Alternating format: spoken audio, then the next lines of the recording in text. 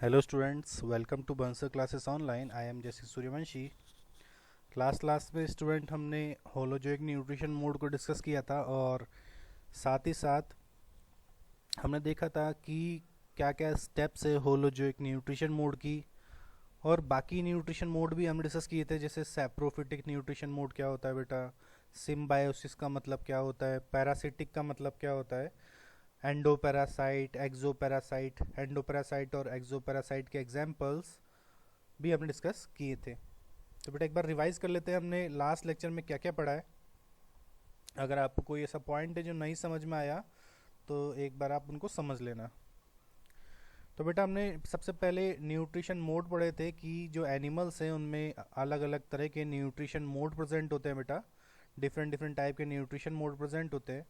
तो बेसिकली दो तरह के न्यूट्रिशन मोड होते हैं यहाँ पर। फर्स्ट होता है ऑटोट्रॉफिक न्यूट्रिशन मोड और सेकंड इज हीटरोट्रॉफिक।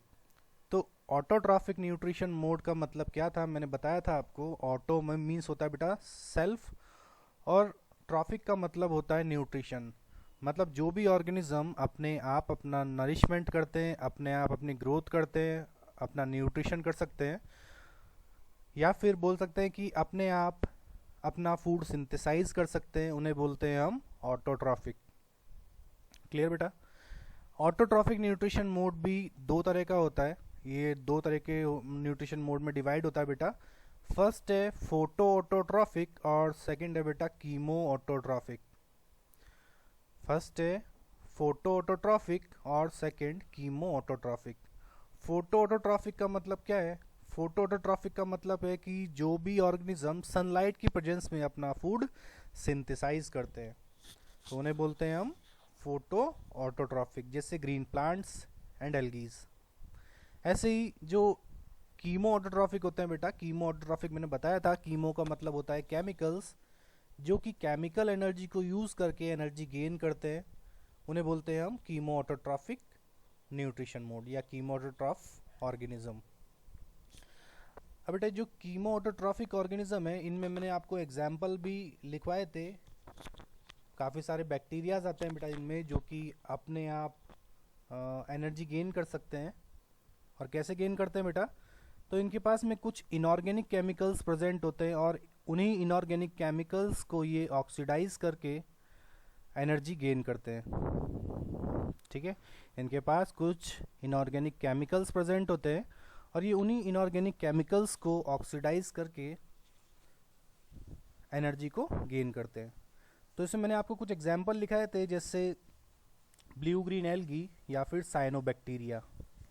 जो बेटा ब्लू ग्रीन एल्गी है या फिर जो साइनोबैक्टीरिया नाम है, ये कोई एल्गी नहीं है बेटा, ये बैक्टीरिया है एक, और ऐसा बैक्टीरिया है जो कि केमिकल एनर्जी के थ्रू अपना नरिशमेंट कर सकता है, अपनी ग्रोथ कर सकता है। अल्टीमेटली हर एक लिविंग ऑर्गेनिज्म को बेटा एनर्जी की रिक्वायरमेंट होती है। हम भी फूड किस लिए खाते हैं? ताकि हमें एनर्जी मिले। तो एनर्जी जरूरी नहीं है, एनर्जी के लिए फूड ही जरूरी है। अलग अलग तरीके होते हैं बेटा, जैसे हमें जो फूड खाते हैं फूड के अंदर भी न्यूट्रिएंट प्रेजेंट होते हैं, और वो न्यूट्रिएंट क्या है? केमिकल से कुछ, और ये केमिकल्स जब ऑक्सीडाइज होते हैं तब हमें एनर्जी मिलती है। वैसे ही जितने भी ऐसे बैक्टीरियाज है जो कि कीमोटोट्रॉफिक है, इनके पास भी कुछ केमिकल्स प्रेजेंट है, और ये केमिकल्स जैसे ही ऑक्सीडाइज होते हैं, जैसे ही ऑक्सीडाइज होंगे ये एनर्जी में कन्वर्ट होंगे। ठीक है, और इसी एनर्जी से ये अपना नरिशमेंट करते हैं, अपनी ग्रोथ करते हैं, अपनी जितनी भी सेल्स हैं उनके अंदर जितनी भी फंक्शंस हो रहे हैं उनको परफॉर्म करते हैं। और जितने भी फंक्शंस करते हैं, जितने भी लाइफ प्रोसेस कर रहे हैं बेटा, जैसे रेस्पिरेशन, एक्सक्रीशन, ट्रांसपोर्टेशन, सर्कुलेशन, जितने भी प्रोसेस हो रहे हैं, ठीक है, हर एक प्रोसेस में एनर्जी यूटिलाइज होती है। बिना एनर्जी के कोई भी लिविंग ऑर्गेनिज्म सरवाइव नहीं कर सकता है। तो एनर्जी बहुत ज़रूरी है बेटा, और यही एनर्जी हमें फूड से मिलती है। और जो कीमोट्रॉफिक जो बेटा बैक्टीरियाज हैं, इन बैक्टीरियाज के पास कुछ ऐसे केमिकल्स हैं, जैसे हमारे न्यूट्रिएंट ऑक्सीडाइज होते हैं, ब्रेक डाउन होते हैं, तब एनर्जी रिलीज होती है। और ऐसे ही इन बैक्टीरियाज के अंदर कुछ केमिकल्स हैं, तो ये भी केमिकल्स जब ऑक्सीडाइज होते हैं तब एनर्जी रिलीज होती है। क्लियर? इसके बाद में हमने सेकंड पढ़ा था कि जो हिट्रोट्रॉफिक न्यूट्रिशन मोड है, हिट्रो मतलब क्या होता है बेटा, हिट्रो मतलब होता है डिफरेंट, हिट्रो का मतलब क्या होता है, डिफरेंट, और ट्रॉफिक मतलब होता है न्यूट्रिशन, मींस जो अपना न्यूट्रिशन, अपना नरिशमेंट, अपनी ग्रोथ के लिए डिफरेंट ऑर्गेनिज्म पे डिपेंड है, डिफरेंट सोर्स पे डिपेंड है, उन्हें बोलते हैं हम हिट्रोट्रॉफिक। ठीक है, means they are dependent on other animals for their nourishment, for their growth. ठीक है, इज कॉल्ड हिट्रोट्रॉफ या हिट्रोट्रॉफिक न्यूट्रिशन मोड। ठीक है, तो इस टाइप के एनिमल्स को बोलते हैं बेटा हम हिट्रोट्रॉफिक एनिमल्स, और न्यूट्रिशन मोड को बोलते हैं हिट्रोट्रॉफिक न्यूट्रिशन मोड। क्लियर। अब heterotrophic nutrition mode different type का होता है बेटा, ये अलग अलग टाइप का होता है। किस किस में डिवाइड है ये, तो हमने डिस्कस किया था, फर्स्ट पैरासिटिक, सेकंड सेप्रोफिटिक, और थर्ड होलोजोइक।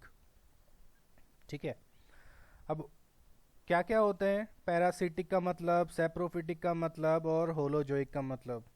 ठीक है, अगर आपको होलोजोइक न्यूट्रिशन मोड नहीं समझ में आया तो अभी एक बार और समझ लेना, अभी चैप्टर रिवाइज, अभी चैप्टर का जो फर्स्ट पार्ट है अभी हम उसी को रिवाइज कर रहे हैं। अगर आपको कोई ऐसा पॉइंट है जो कि लास्ट क्लास में नहीं समझ में आया था तो उसको एक बार यहाँ पर अच्छे सुने तो क्लियर हो जाएगा आपको।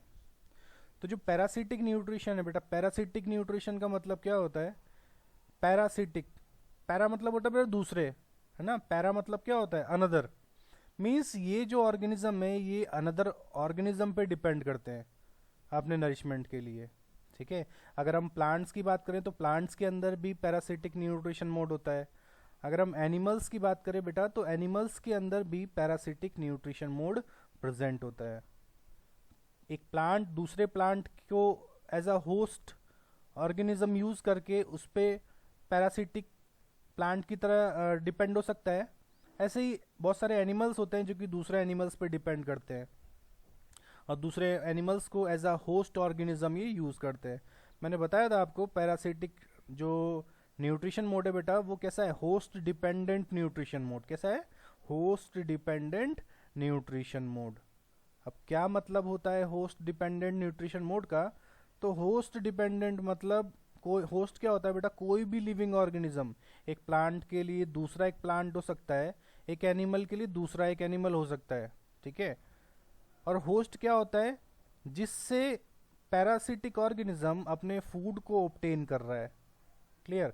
जैसे हमने प्लांट्स में पढ़ा था कि जो बेटा अमरबेल होता है, ये अमरबेल दूसरे ऑर्गेनिज्म से अपने फूड को ऑब्टेन करता है। ठीक है, अमरबेल क्या करता है, दूसरे ऑर्गेनिज्म क्या होगा इनके लिए, दूसरे प्लांट्स। बेटा हमने ये चार्ट डिस्कस किया था, अगर आपको नहीं याद है तो हमने ये चार्ट डिस्कस किया था।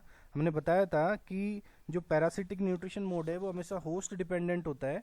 मतलब क्या होता है कि ये अपना फूड जो है हमेशा दूसरे होस्ट ऑर्गेनिज्म से रहते हैं, यहाँ पे लिखा हुआ है होस्ट। और होस्ट क्या होता है बेटा, कोई भी लिविंग ऑर्गेनिज्म जिससे फूड ऑब्टेन कर रहा है पैरासिटिक ऑर्गेनिज्म। तो एक प्लांट के लिए दूसरा प्लांट होस्ट हो सकता है और एक एनिमल के लिए दूसरा एनिमल होस्ट हो सकता है। तो अभी हम एनिमल की बात कर रहे हैं, हमने प्लांट में भी पढ़ा था कि बेटा जो कस्कुटा है, जो अमरबेल होती है, वो अमरबेल दूसरे ग्रीन प्लांट पे डिपेंड करती है वाटर के लिए, न्यूट्रिएंट्स के लिए, ठीक है, मिनरल्स के लिए, फूड के लिए।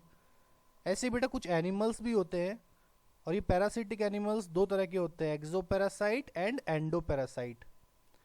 एक्सोपैरासाइट क्या होता है बेटा, जो कि हमारी बॉडी की सरफेस पे प्रेजेंट होते हैं। कहाँ प्रेजेंट होते हैं बेटा, बॉडी की सरफेस से प्रेजेंट होते हैं। और बॉडी की सरफेस पे प्रेजेंट होके ये हमारे बॉडी से ब्लड को सक करते हैं या फिर हमारी बॉडी से न्यूट्रिशन लेते हैं।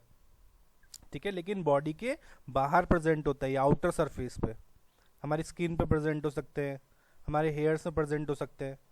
ठीक है, कुछ ऐसे भी पैरासाइट होते हैं बेटा जो कि हमारी बॉडी के अंदर प्रेजेंट होते हैं, जैसे एस्केरिस, है ना, जैसे बेटा बहुत सारे एनिमल्स होते हैं, बहुत सारे जानवर होते हैं, उनके बॉडी में भी एंडोपैरासाइट्स होते हैं, जैसे लीवर फ्लूक। ठीक है, वर्म्स होते हैं काफ़ी सारे टाइप के, जो बेटा ये वर्म्स या जो निमेटोड्स होते हैं ये बॉडी के अंदर प्रेजेंट होते हैं। ये और अंदर प्रेजेंट होते हैं, तो आप यहाँ से एक पॉइंट समझ सकते हैं कि बेटा ये जो एंडोपैरासाइट्स होते हैं जो कि बॉडी के अंदर रहते हैं, ये क्या करते हैं, ये बिना ऑक्सीजन के भी इजीली सरवाइव कर सकते हैं। ठीक है, कैसे होते हैं ये, एनारोबिक होते हैं, क्योंकि हमारी बॉडी के अंदर प्रेजेंट है ये। अब हमारी बॉडी के अंदर बिना ऑक्सीजन के भी ये इजीली सरवाइव कर रहे हैं, तो कैसे होते हैं, एंडोपैरासाइट। एंडोपैरासाइट कैसे होते हैं बेटा, बॉडी के अंदर प्रेजेंट होते हैं और ये बिना ऑक्सीजन के इजीली सरवाइव कर सकते हैं। एनारोबिक कंडीशन में इजीली रेस्पिरेशन कर सकते हैं। क्लियर। तो हमने कुछ एग्जाम्पल देखे थे एक्सोपैरासाइट के, जैसे बेड बग, लीचेस। तो ये किस टाइप के एग्जाम्पल है, एक्सोपैरासाइट की, ये हमारी बॉडी की सरफेस से प्रेजेंट होते हैं। एंडोपैरासाइट के भी हमने एग्जाम्पल देख लिए थे, जैसे बेड बग, है ना, सॉरी, एंडोपैरासाइट के जैसे एस्केरिस, लीवर फ्लूक। क्लियर। और काफ़ी सारे वर्म्स होते हैं, काफ़ी सारे निमेटोड्स होते हैं जो कि एंडोपैरासाइट्स है। सैप्रोफिटिक न्यूट्रिशन भी हमने डिस्कस कर लिया था लास्ट क्लास में। सैप्रोफिटिक मतलब क्या होता है, तो सैप्रोफिटिक न्यूट्रिशन मीन्स जो कि बेटा ऑर्गेनिक मैटर पे डिपेंड करते हैं। किस पे डिपेंड करते हैं, ऑर्गेनिक मैटर पे। ये क्या करते हैं, कॉम्प्लेक्स ऑर्गेनिक मैटर को सिंपल ऑर्गेनिक मैटर में कन्वर्ट कर देते हैं। ठीक है, और जब सिंपल ऑर्गेनिक मैटर में कन्वर्ट हो जाते हैं ऑर्गेनिक मैटर, मीन्स यहाँ पे क्या हो रहा है, जो कॉम्प्लेक्स ऑर्गेनिक मैटर है वो ब्रेक डाउन हो रहा है सिंपल में। और जब भी मॉलिक्यूल्स ब्रेक डाउन होते हैं तो हमेशा हमेशा एनर्जी रिलीज होती है। प्रोसेस कैसा होता है, एक्सोथर्मिक। कैसा होता है बेटा, एक्सोथर्मिक या एंडरगोनिक। एक्सोथर्मिक और एक्सरगोनिक, सॉरी, एक्सोगोनिक और एक्सरथर्मिक। ठीक है, मतलब यहाँ पे क्या होता है, जब भी कॉम्प्लेक्स मॉलिक्यूल ब्रेक डाउन होता है तो एनर्जी रिलीज होती है। क्लियर। कैसा प्रोसेस होगा, एक्सरगोनिक। ऐसे ही हमारी बॉडी के अंदर भी जब कोई भी कॉम्प्लेक्स मॉलिक्यूल ब्रेक डाउन होता है तो बेटा एनर्जी रिलीज होती है। तो सैप्रोफिटिक न्यूट्रिशन मोड के हमने एग्जाम्पल भी डिस्कस कर लिए थे, जैसे मशरूम या फिर जितने भी फंगस है वो सारे इसी कैटेगरी में आते हैं। और काफ़ी सारे बैक्टीरियाज भी इसी सैप्रोफिटिक न्यूट्रिशन मोड के अंदर ही आते हैं। होलोजोइक न्यूट्रिशन मोड डिस्कस करा था हमने लास्ट लेक्चर में ही कि होलोजोइक न्यूट्रिशन मोड क्या होता है। तो ऑर्गेनिज्म इसमें कॉम्प्लेक्स ऑर्गेनिक मैटर को ब्रेक डाउन करते हैं बॉडी के अंदर, डाइजेशन होता है बॉडी के अंदर इनका कॉम्प्लेक्स ऑर्गेनिक मैटर का, और साथ ही साथ में जितने भी न्यूट्रिएंट्स होते हैं वो एब्जॉर्ब कर लिए जाते हैं बॉडी के अंदर। ठीक है, या फिर बोल सकते हैं एसिमुलेट होते हैं और एनर्जी की फॉर्म में कन्वर्ट होते हैं। हमने एनिमल्स के अंदर किस तरीके से होलोजोइक न्यूट्रिशन मोड होता है हमने स्टेप्स देख ली थी। कौन कौन सी स्टेप थी, फर्स्ट क्या थी बेटा, सबसे पहले क्या होता है, इंजेशन। इंजेशन के बाद में डाइजेशन, डाइजेशन के बाद में एब्जॉर्प्शन, एब्जॉर्प्शन के बाद एसिमिलेशन, और एसिमिलेशन के बाद ईजेशन। ये हम डिस्कस कर लिया था। तो सेम यही स्टेप्स हमें अमीबा में देखने को मिलेगी, क्योंकि मैंने आपसे बताया था, मैंने आपको बोला था कि हर एक एनिमल के अंदर, मोस्ट ऑफ द एनिमल में आपको होलोजोइक न्यूट्रिशन मोड देखने को मिलता है। तो यहाँ पर एक आपको पिक्चर देखने को मिल रही है, ये अमीबा है बेटा। और अमीबा एक यूनिसेलुलर ऑर्गेनिज्म है, या फिर बोल सकते हैं एक लोअर ऑर्गेनिज्म है। अब लोअर ऑर्गेनिज्म या लोअर एनिमल का मतलब क्या है बेटा, कि इसकी बॉडी बहुत ही सिंपल लेवल की है, बहुत ही सिंपल ग्रेड की है। कैसी बॉडी है, बहुत ही सिंपल ग्रेड की। मीन्स क्या मतलब है मेरा सिंपल ग्रेड कहने का मतलब, कि इस अमीबा की बॉडी एक सेल से मिलके बनी है। हमारी बॉडी एक सेल से मिलके बनी है क्या, नहीं। हमारी बॉडी के अंदर इतनी सारी सेल्स प्रेजेंट है, ट्रिलियंस ऑफ सेल प्रेजेंट है हमारी बॉडी के अंदर। लेकिन अगर हम इस अमीबा की बात करें तो इस अमीबा की बॉडी के अंदर एक सेल प्रेजेंट है, और उसी एक सेल से ये सारे लाइफ प्रोसेस कर रहा है बेटा। रेस्पिरेशन भी इसी एक सेल से कर रहा है ना, अपना डाइजेशन भी इसी एक सेल से कर रहा है, ये एक्सक्रीशन भी इसी एक सेल से कर रहा है, इसकी बॉडी के अंदर गैसेस का एक्सचेंज भी इसी एक सेल से हो रहा है। तो जितने भी प्रोसेस एक लिविंग ऑर्गेनिज्म को लाइफ मेंटेन करने के लिए ज़रूरी होते हैं, वो सारे प्रोसेस या फिर जितने भी लाइफ प्रोसेसेस हैं वो इसी एक सेल से कंप्लीट हो रहे हैं यहाँ पर। लेकिन हमारी बॉडी के अंदर ऐसा होता है क्या, नहीं होता है। हमारी बॉडी के अंदर काफ़ी सारी सेल्स हैं, और उन काफ़ी सारी सेल्स से टिश्यूज़ फॉर्म हुए हैं। टिश्यूज़ से क्या बनते हैं बेटा? टिश्यू सिस्टम फॉर्म हुए हैं। बहुत सारे टिश्यू सिस्टम से मिलके एक ऑर्गन बनाए, जैसे हमारे बॉडी के जितने भी ऑर्गन्स हैं वो किससे मिलके बने? टिश्यू सिस्टम से। और फिर ऐसे बहुत सारे ऑर्गन्स मिलके एक सिस्टम मेंटेन करते हैं जिन्हें बोलते हैं हम ऑर्गन सिस्टम। तो हमारी बॉडी तो कैसी है? जितने भी हायर एनिमल हैं जैसे ह्यूमंस, या फिर आपको अपने आसपास जितने भी हायर एनिमल्स दिखते हैं बेटा, जैसे काऊ, गॉट, ठीक है, माउस, तो इन सब की बॉडी कैसी है? हायर ग्रेड की है। हायर ग्रेड की मतलब क्या मतलब है? कि इनकी बॉडी के अंदर ऑर्गन सिस्टम प्रेजेंट है। इनकी बॉडी के अंदर काफ़ी सारे ऑर्गन्स हैं और ऑर्गन सिस्टम भी प्रेजेंट है। लेकिन यहाँ पर जो आप अमीबा देख रहे हैं, अमीबा के अंदर ऐसी कोई सेल नहीं होती जिससे मिलके, या फिर बहुत सारी ऐसी सेल्स नहीं है जिनसे मिलके कोई ऑर्गन मेंटेन हो रहा हो। यहाँ पर क्या होता है? यहाँ पर एक सिंपल एक सेल प्रेजेंट होती है और उसी एक सेल से बॉडी के सारे फंक्शंस परफॉर्म होते हैं। तो हमने जैसे देखा था बेटा कि होलोजोइक न्यूट्रिशन में डिफरेंट स्टेप्स होते हैं, इंजेशन। ऐसे ही यहाँ पर आपको अमीबा में भी इंजेशन प्रोसेस देखने को मिल रहा है।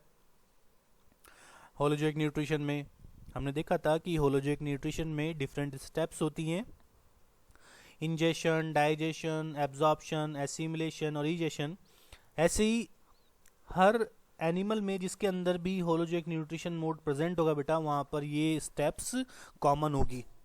तो हमारे अंदर भी ये स्टेप्स कॉमन है और एक अमीबा के अंदर भी ये स्टेप्स कॉमन होती है।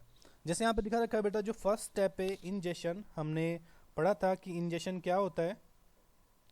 तो इंजेशन का मतलब क्या था बेटा? इंजेशन का मतलब था, इंजेशन मतलब क्या होता है? फूड का अपटेक करना, ठीक है, अपटेक ऑफ फूड या इनटेक ऑफ फूड बोल सकते हैं, ठीक है। तो इनटेक ऑफ फूड का मतलब क्या है बेटा? कि हमारे पास फूड का इनटेक करने के लिए कौन सा ऑर्गन प्रेजेंट है बेटा? माउथ, ठीक है। हम किससे फूड का इनटेक करते हैं? तो माउथ से करते हैं, है ना। लेकिन इस अमीबा में आपको कहीं माउथ दिखाई दे रहा है क्या? नहीं है। ये कैसा है बेटा? एक अमीबा कैसा एनिमल है? एक लोअर एनिमल है, या फिर बोल सकते हैं इसकी बॉडी के अंदर कितनी सेल्स प्रेजेंट है? तो एक सेल प्रेजेंट है इसकी बॉडी के अंदर। इसीलिए कैसा ऑर्गेनिज्म है ये? एक यूनिसेलुलर। यूनिसेलुलर का मतलब क्या है बेटा? इसके अंदर एक सेल प्रेजेंट होती है। तो अमीबा क्या है? यूनिसेलुलर एनिमल या यूनिसेलुलर ऑर्गेनिज्म। क्लियर? तो आपको कई बार अगर क्वेश्चन आता है कि अमीबा किस टाइप का ऑर्गेनिज्म है, तो अमीबा एक यूनिसेलुलर ऑर्गेनिज्म है। आपने 6th क्लास में पढ़ा होगा। ऐसे ही ईस्ट, ईस्ट कैसे होते हैं? ईस्ट भी यूनिसेलुलर होते हैं। बैक्टीरियाज कैसे होते हैं बेटा? तो बैक्टीरियाज भी यूनिसेलुलर होते हैं। अब यहाँ पे हो क्या रहा है, क्या प्रोसेस हो रहा है यहाँ पे होलोजोइक न्यूट्रिशन में अमीबा के अंदर? हमने तो अपने में देख लिया था कि हमारी बॉडी के अंदर कौन कौन से ऑर्गन्स है जहाँ पर ये डिफरेंट स्टेप्स हो रही हैं कंप्लीट। लेकिन अमीबा के अंदर क्या है? हमारे बॉडी के अंदर तो माउथ के थ्रू फूड का इनटेक होता था, यहाँ पर कहाँ से हो रहा है? तो यहाँ पर बेटा ये माउथ नहीं है, जो आपको ऐसा लग रहा है कि ये माउथ है, ये माउथ पार्ट नहीं है, ये अमीबा का शेप है। अमीबा कोई सा भी शेप मेंटेन कर सकता है। अमीबा का शेप जो है बेटा वो इरेगुलर है, मतलब ये अपना जो बॉडी का शेप है वो चेंज कर सकता है। और ये जो आपको फीट लाइक स्ट्रक्चर दिख रही है, ये फीट लाइक जो स्ट्रक्चर दिख रही है आपको, ये लिम्ब्स टाइप स्ट्रक्चर जो दिख रही है, ये बेटा फीट नहीं है, ये फीट की तरह स्ट्रक्चर दिखती है, इसलिए इसको बोलते हैं सुडोपोडिया। यहाँ पर आपको ज़्यादा क्लियर दिख रहा है कि यहाँ पर ये इस तरीके से आउटग्रोथ जो दिख रही है बेटा इसकी बॉडी की, ये आउटग्रोथ जो है इसको क्या बोलते हैं हम? सुडोपोडिया। तो ये सुडोपोडिया फूड का इनटेक करने में हेल्प करता है और साथ ही साथ, है ना, मतलब इंजेशन में हेल्प करता है या फिर फूड का इनटेक करने में हेल्प करता है, और साथ ही साथ ये ही जो सुडोपोडिया है ये लोकोमोशन में भी हेल्प करते हैं, इनके मूवमेंट में भी हेल्प करते हैं। तो हमने क्या क्या डिस्कस किया बेटा? कि अमीबा एक यूनिसेलुलर ऑर्गेनिज्म है। अमीबा की बॉडी के अंदर एक सेल प्रेजेंट होती है। जैसे हर सेल के अंदर एक न्यूक्लियस होता है बेटा, इसकी सेल के अंदर भी एक न्यूक्लियस प्रेजेंट है, ठीक है। जैसे हर सेल के न्यूक्लियस के सराउंडिंग साइटोप्लाज्म प्रेजेंट होता है, जैसे हमारी सेल के अंदर न्यूक्लियस के सराउंडिंग साइटोप्लाज्म प्रेजेंट होता है, ऐसे ही इसके सराउंडिंग भी साइटोप्लाज्म प्रेजेंट है, ठीक है। अब जैसे ही कोई फूड पार्टिकल इससे कांटेक्ट में आएगा तो ये क्या करता है? ये अपना जो शेप है वो इस तरीके से कर लेता है, ठीक है। उसके सराउंडिंग अपने फॉल्स फीट को ये मूव करेगा, और इसी फॉल्स फीट लाइक स्ट्रक्चर को बोलते हैं बेटा हम सुडोपोडिया। ये जो फॉल्स फीट लाइक स्ट्रक्चर है, ठीक है, ये फीट नहीं है बेटा, ये फीट लाइक स्ट्रक्चर है, फॉल्स फीट है, इसमें फीट नहीं होते हैं। तो ये जो फॉल्स फीट लाइक स्ट्रक्चर है, इस फॉल्स फीट लाइक स्ट्रक्चर को बोलते हैं हम सुडोपोडिया। क्लियर।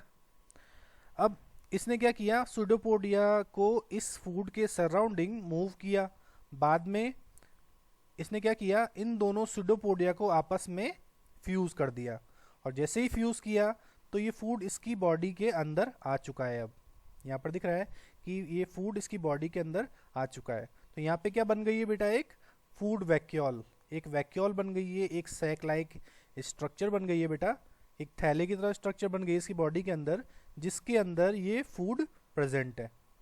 अब क्या होगा, अब इस फूड वैक्यूल के अंदर आप जब सेल चैप्टर पढ़ोगे तो आपको थोड़ा और क्लियर हो जाएगा बेटा कि वैक्यूल क्या होती है, अलग अलग टाइप की वैक्यूल क्या होती है, और कैसे ये फंक्शन करती है। तो ये जो वैक्यूल है, ये वैक्यूल के अंदर काफ़ी सारे डाइजेस्टिव नेचर के एंजाइम प्रेजेंट होते हैं बेटा। जैसे हमारे स्टमक के अंदर डाइजेशन होता है ना, इस अमीबा की बॉडी के अंदर स्टमक नहीं है, क्योंकि ये तो बस एक सेल से बना हुआ है, हमारी बॉडी तो बहुत सारी सेल से बनी हुई है। तो इसकी बॉडी के अंदर स्टमक नहीं है, तो इसका फूड कैसे डाइजेस्ट हो रहा है बेटा, तो ये जो फूड वैक्यूल फॉर्म हुई है यहाँ पर, ठीक है, इस फूड वैक्यूल के अंदर काफ़ी सारे डाइजेस्टिव नेचर के एंजाइम्स होते हैं। जैसे हमारे स्टमक के अंदर डाइजेस्टिव नेचर के एंजाइम्स होते हैं, जहाँ पर प्रोटीन्स ब्रेक डाउन होता है बेटा, कार्बोहाइड्रेट्स ब्रेक डाउन होता है ना। तो ऐसे ही इस की जो बेटा ये फूड वैक्यूल है, इस फूड वैक्यूल के अंदर भी काफ़ी सारे एंजाइम्स हैं, काफ़ी सारे केमिकल्स हैं जो कि फूड को ब्रेक डाउन करेंगे, क्योंकि ये क्या है बेटा, ये कॉम्प्लेक्स फूड है। क्लियर। अब क्या होगा, यहाँ पर नेक्स्ट स्टेप क्या हो रही है, नेक्स्ट है एब्जॉर्प्शन। जैसे ही ये फूड ब्रेक डाउन हुआ है बेटा, ये ब्रेक डाउन होने के बाद में फूड किस में कन्वर्ट होगा, क्योंकि ये कॉम्प्लेक्स फूड था तो किस में कन्वर्ट होगा, सिंपल फूड में कन्वर्ट होगा। सिंपल फूड में कन्वर्ट होगा मतलब ये बोल सकते हैं हम कि न्यूट्रिएंट्स में कन्वर्ट हुआ है। अब न्यूट्रिएंट्स धीरे धीरे क्या होंगे बेटा, न्यूट्रिएंट्स इस साइटोप्लाज्म के अंदर डिफ्यूज होंगे। किस में डिफ्यूज होंगे बेटा, ये जो जितना भी न्यूक्लियस के सराउंडिंग साइटोप्लाज्म है, ये न्यूट्रिएंट्स इस फूड वैक्यूल से इस साइटोप्लाज्म के अंदर डिफ्यूज होंगे। हम आगे पढ़ेंगे डिफ्यूजन प्रोसेस क्या होता है बेटा। तो जितने भी न्यूट्रिएंट्स हैं, आप सिंपली वे में ये समझिए कि जितने भी न्यूट्रिएंट्स हैं वो इस फूड वैक्यूल से निकलेंगे बाहर और इस साइटोप्लाज्म में आके मिक्स हो जाएंगे। इतना सिंपल मतलब समझिए बस। अभी हम आगे बिल्कुल अच्छे समझेंगे डिफ्यूजन का मतलब क्या होता है, अभी आप इतना लोड मत लीजिए। इसके बाद में नेक्स्ट दे रखा है बेटा, फोर्थ पॉइंट है एसिमिलेशन। तो एसिमिलेशन मतलब क्या होता है कि ये जब न्यूट्रिएंट्स इस फूड वैक्यूल से साइटोप्लाज्म में मिक्स हो गए, तो अब फोर्थ स्टेप में क्या हो रहा है, एसिमिलेशन। और हमने पढ़ा था होलोजोइक न्यूट्रिशन में कि एसिमिलेशन का मतलब क्या होता है। एसिमिलेशन का मतलब होता है बेटा कि ये जो न्यूट्रिएंट मिक्स हुए साइटोप्लाज्म में, वो यूटिलाइज होंगे और किसकी फॉर्म में कन्वर्ट होंगे, एनर्जी की फॉर्म में। किसकी फॉर्म में कन्वर्ट होंगे बेटा, एनर्जी की फॉर्म में। और फूड को, फूड के जो न्यूट्रिएंट है उसको एनर्जी में कन्वर्ट करने का काम कौन करता है, तो जितने भी यूकैरियोटिक एनिमल्स है बेटा, जितने भी यूकैरियोटिक ऑर्गेनिज्म है, अमीबा भी एक कैसा है, यूकैरियोटिक एनिमल है। आगे समझ में आएगा आपको यूकैरियोटिक का मतलब क्या होता है बेटा। अभी बस इतना समझिए कि यूकैरियोटिक का मतलब है कि जिसके अंदर वेल डेवलप्ड न्यूक्लियस है। तो अमीबा के अंदर वेल डेवलप्ड न्यूक्लियस होता है, हमारे अंदर भी वेल डेवलप्ड न्यूक्लियस होता है। और साथ ही साथ में बहुत सारे सेल के अंदर कंपोनेंट भी होते हैं जिनको बोलते हैं हम सेल ऑर्गेनेल। ऐसा ही एक सेल ऑर्गेनेल है बेटा माइटोकॉन्ड्रिया। क्या नाम है बेटा, माइटोकॉन्ड्रिया।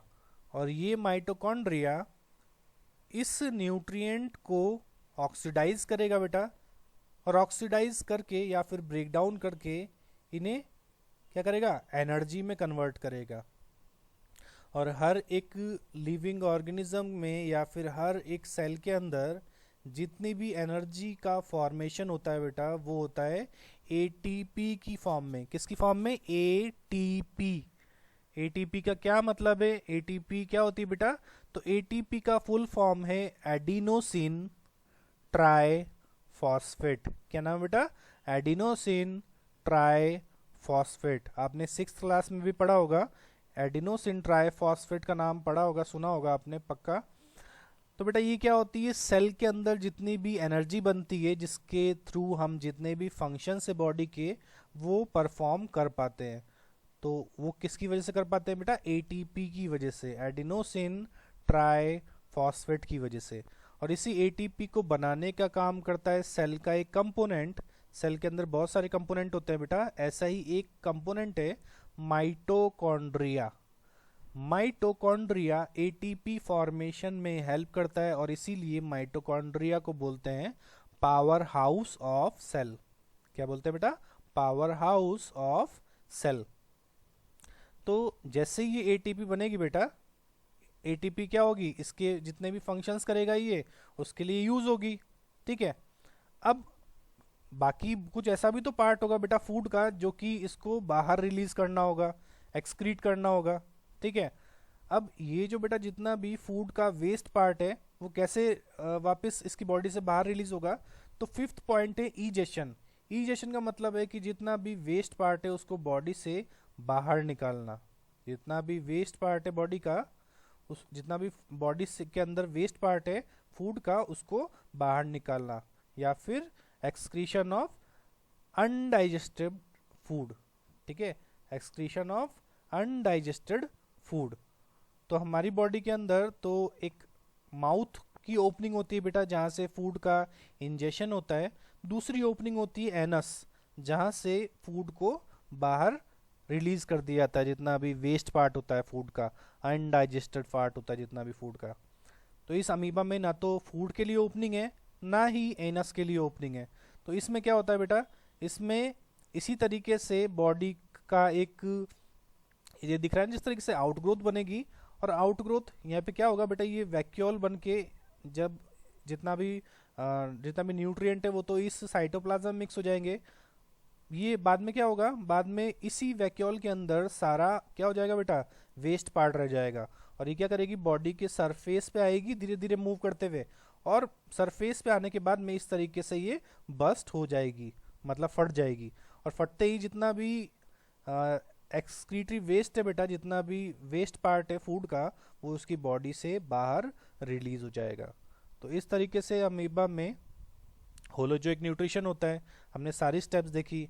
यहाँ पर इंजेशन हो रहा है ना? ये इस तरीके से इंजेशन हो रहा है बेटा। यहाँ पे क्या हो रहा है? फूड वैक्यूल के अंदर डाइजेशन हो रहा है, डाइजेस्टिव नेचर के एंजाइम से इस फूड वैक्यूल में।